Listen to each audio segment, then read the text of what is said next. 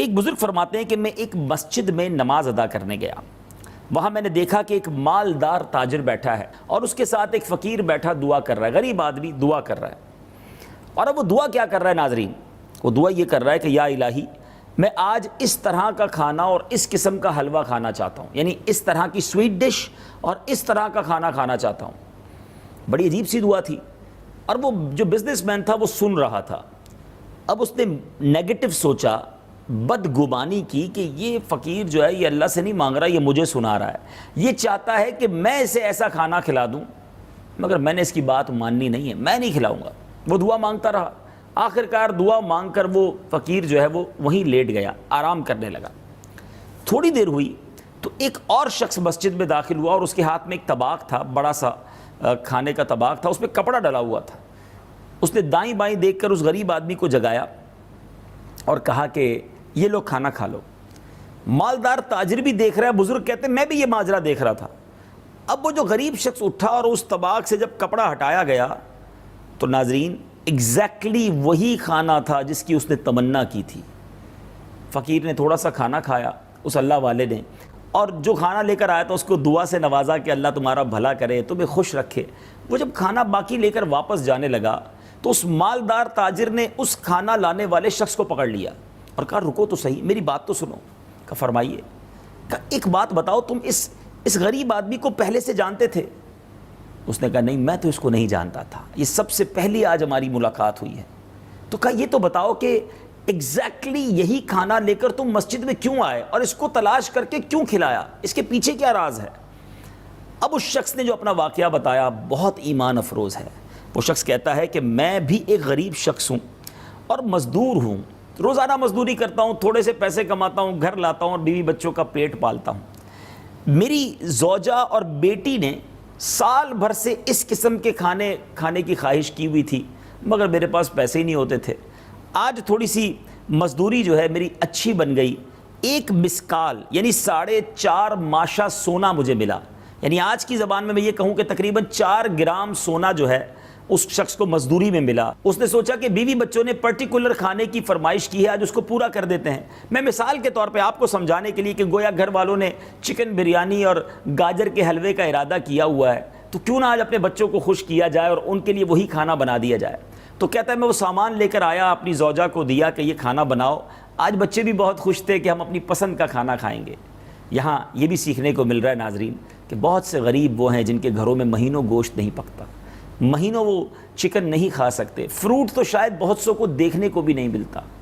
جن کو اللہ نے نوازا ہے، جن کو اللہ نے بہت ساری نعمتوں سے نوازا ہے، انہیں اس بات کی قدر ہونی چاہیے کہ ہمیں اللہ تعالیٰ نے کیسے خوبصورت دسترخوان دیے ہیں. اور اب ہم پر یہ فریضہ ہے، ہم پر یہ ضروری ہے کہ ہم ان غریبوں کی بھی مدد کریں جو اچھے کھانے نہیں کھلا سکتے اپنے بچوں کو. اللہ کرے کہ یہ درد مند دل ہم سب کو نصیب ہو جائے. صحیح بات تو یہ ہے ناظرین کہ اگر جن کو اللہ نے نوازا ہے، جو مخیر ہیں، جو ویل آف ہیں، اپنی زکوٰۃ پوری ادا کریں اور صحیح طریقے سے غریبوں میں ڈسٹریبیوٹ ہو جائے تو شاید ہمارے وطن میں کوئی بھوکا نہ سوئے، ہمارے وطن میں کوئی غریب نہ رہے. بہرحال واقعے کو آگے لے کے چلتے ہیں. اب وہ شخص کہتا ہے میں تو میری بیوی کو سامان دیا کہ کھانا بناؤ اور میں سو گیا. جب میں سویا آنکھیں تو بند ہوئیں، قسمت جاگ اٹھی. مدینے والے آقا صلی اللہ تعالیٰ علیہ وسلم میرے خواب میں تشریف لائے اور آقا علیہ الصلوۃ والسلام نے کچھ ارشاد فرمایا. آقا نے فرمایا آج تمہارے علاقے میں اللہ عز و جل کا ایک ولی آیا ہوا ہے، اس کا قیام مسجد میں ہے. جو کھانے تم نے اپنے بیوی بچوں کے لیے تیار کروائے ہیں ان کھانوں کی اسے بھی خواہش ہے، اس کے پاس لے جاؤ، وہ اپنی خواہش کے مطابق کھا کر تمہیں واپس کر دے گا. بقیہ اللہ تعالیٰ تیرے لیے برکت عطا فرمائے گا اور میں تیرے لیے جنت کی ضمانت دیتا ہوں. اللہ اکبر. وہ کہتا ہے میری آنکھ کھلی، مجھے تو گویا انعام مل گیا، نبی پاک کا دیدار بھی مل گیا. میں نے وہی کھانا اٹھایا، اس غریب کو کھلایا ہے. دیکھو اس نے کھایا بھی تھوڑا ہی ہے، اب واپس اپنے بچوں کو بھی کھلا دوں گا. اور نبی پاک نے بشارت بھی سنا دی ہے. سبحان اللہ سبحان اللہ. اب اس تاجر کی کیفیت بڑی بدل گئی. یہ سوچنے لگا کہ میں تو نیگیٹو سوچ رہا تھا، میں تو یہ سوچ رہا تھا کہ یہ بندہ دعا مجھے سنانے کے لیے کر رہا ہے، مگر یہاں تو ماجرا ہی کچھ اور ہے. یہ اللہ کا نیک بندہ ہے اور اس کے کھانے کا انتظام کس غیبی طریقے سے ہو رہا ہے. اب اس تاجر نے اس مزدور کو کہا کہ ایسا کرو، 4.5 گرام سونا، 4 گرام سونا ہی تم نے یوز کیا ہے تو مجھ سے وہ رقم لے لو اور جو تم نے یہ نیکی کمائی ہے اس میں مجھے بھی حصہ دے دو۔ آج کل بہت سارے بزنس مین یا پیسے والے سمجھتے ہیں پیسوں سے کام ہو جائے گا۔ کچھ فیصلے دل کے ہوتے ہیں ناظرین، ہر چیز کو پیسوں سے نہیں خریدا جا سکتا، اللہ کی بارگاہ میں دل دیکھے جاتے ہیں۔ اب اس شخص نے کہا کہ آپ مجھ سے 4.5 مسکال جو سونا ہے وہ لے لو اور مجھے بھی یہ نیکی میں حصے دار بنا لو۔ وہ مزدور کہتا ہے نہیں، میرے آقا نے جو مجھے بشارت دی ہے، جو عطا فرمایا، میں تمہیں کیسے دے سکتا ہوں؟ کہا 10 گرام لے لو، 20 گرام لے لو، یہ بڑھاتا رہا۔ وہ مزدور کیسا عاشق رسول تھا، وہ کہتا ہے ساری دنیا کی دولت دے دو، میں تمہیں وہ نیکی نہیں دے سکتا جو مجھے نبی پاک کے کرم سے عطا ہوئی ہے۔